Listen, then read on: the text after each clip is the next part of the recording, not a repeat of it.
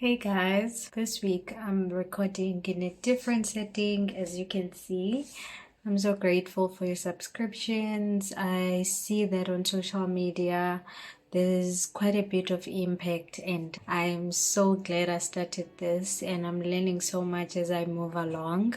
You do know that we upload a new video on Mondays, so just look out for the video in the evening around 6 or so. This week, what I want to share with you, I want to share with you my story, why I started all of this, because I know myself, I'm not someone who is really outspoken, and also those who know me know that I am very shy. Sometimes I talk with my face, as you've realized in some of my videos, sometimes when I speak, which is some of the things that I do that make me shy to be behind the camera.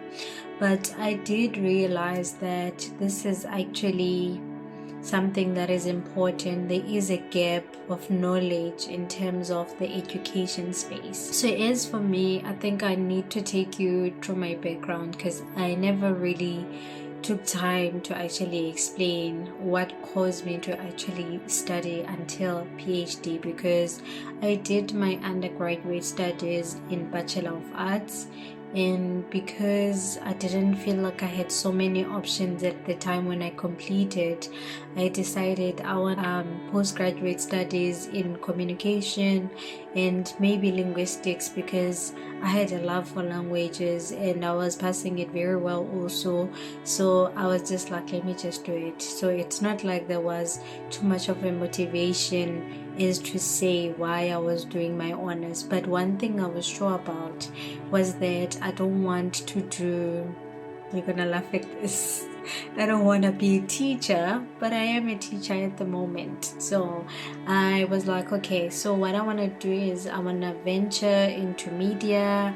And the advice that I got from one of my mentors at the time, he said, you know what, if you're saying you want to explore the academia and you also have love for journalism, then why don't you pursue, if you want to pursue media or your interests are in journalism. So I think that was the best advice he could give me at the time, because it didn't make me choose. As confused as I was at the time, I guess I needed someone who was going to validate both of those parts, so that I don't leave there thinking that one of them is less important than the other. Because I think if he said that if you pursue the education space, you can't be doing journalism because it's going to distract you, I was going to not explore my interest in journalism. And so I'm glad that he gave me that advice.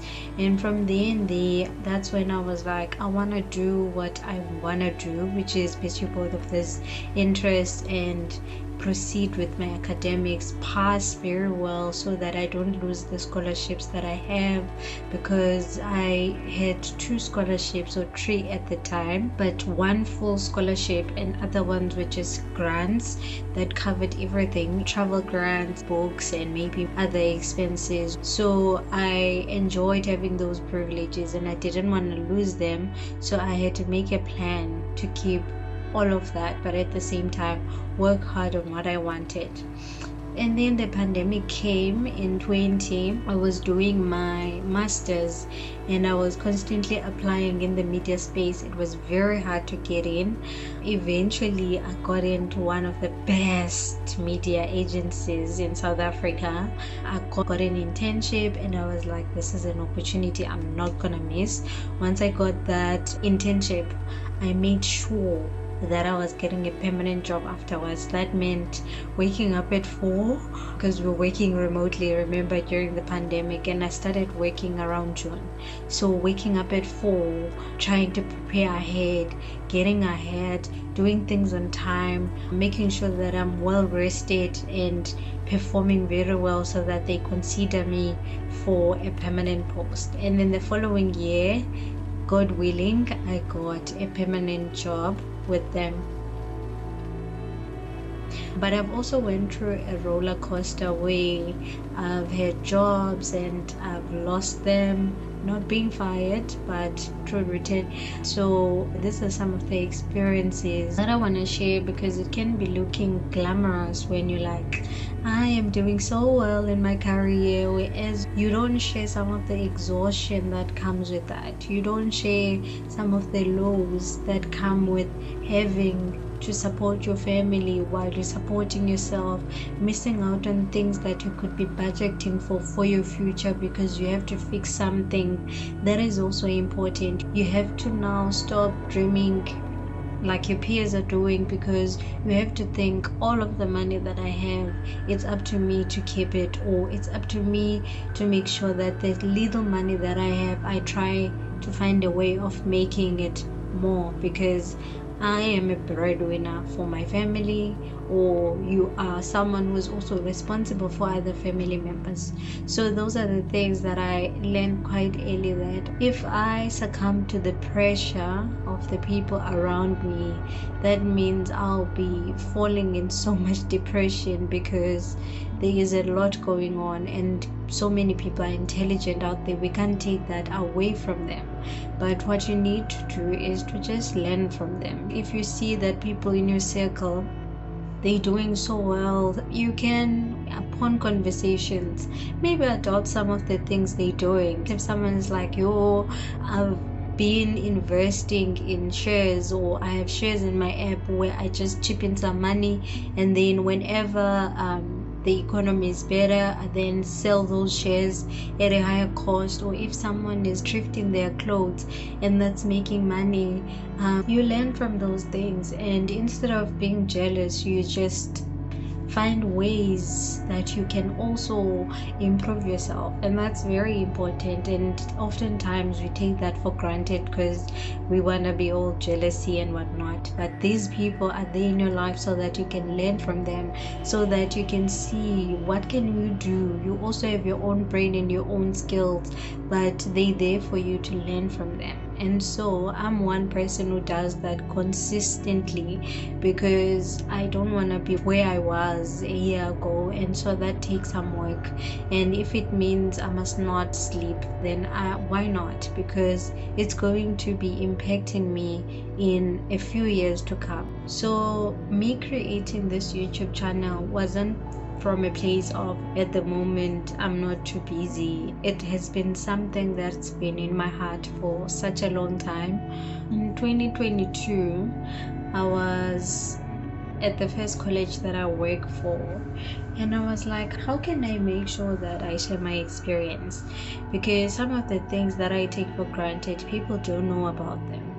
And that was before my graduation in September, and I was graduating my master's at the time. I was like, yay, we are doing this. But after that, I started recording other videos, and they never saw light, because I was shy and I was scared. This is gonna flop, and I don't want that, because oftentimes we fear failure. I'm one person who, sometimes there must be something that's pushing me to do something, because I'm very scared of failing.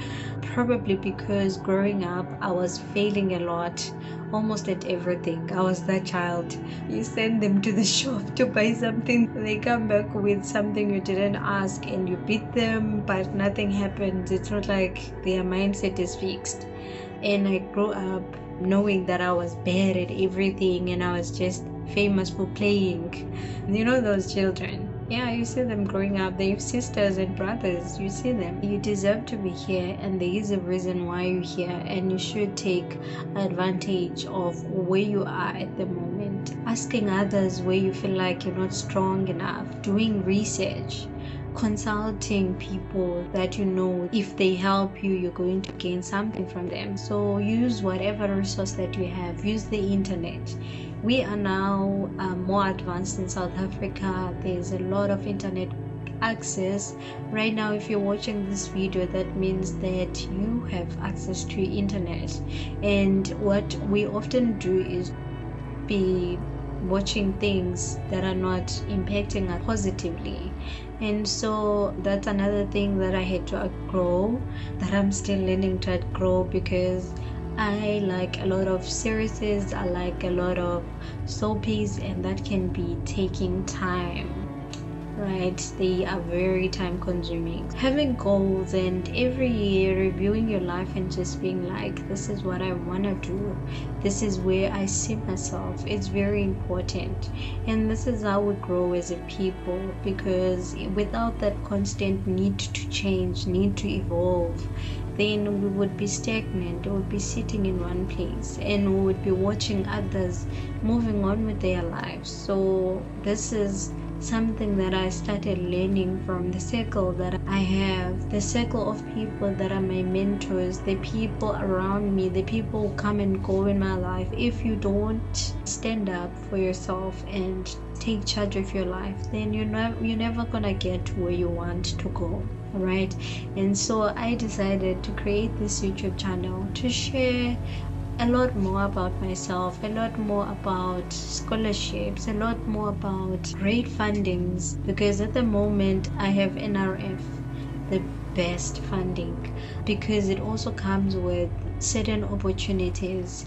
I know that with NRFs, after finishing your PhD, so you do your degree honors, the 1-year program, you do your master's, which is by full thesis or a mini thesis dissertation, where you're writing research, and it can go up until 200 pages, starting from 60 pages, I think, depending on university as well.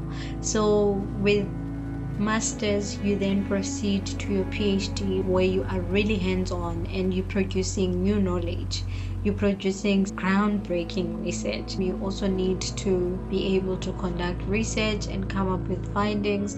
It doesn't need to be a huge amount of participants that you're using, but we will talk about that in due time. I can take you guys through the stages from undergraduate, supervision, research, and how to apply for big scholarships and present yourself in a way that will showcase that you are suitable, like the research that is needed now for postgraduate students that are applying for and masters, because that is the requirement. You need to have conference presentations in place, you need to have researches published. So these are some of the things you can start doing in your master's level, trying to get a paper done, going to conferences and making sure that you have that information down. If you're presenting remotely, you copy that link, you put it in your application. If you're presenting face to face, you note down all the details, and then you also check if there aren't any recordings